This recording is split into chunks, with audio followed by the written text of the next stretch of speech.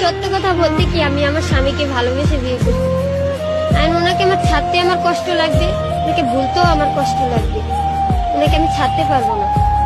আমি যত কষ্ট, বিয়ের আগে আমি বলছি ওনারে, তোমার যতই কষ্ট হোক আমি কাজ করে খাওয়াবো, তোমার যদি মনে চাই করবা, না মনে চাইলে নেই। আমি ওনাকে বলে নিছি, কারণ আমি ওনাকে ছাড়তে পারবো না।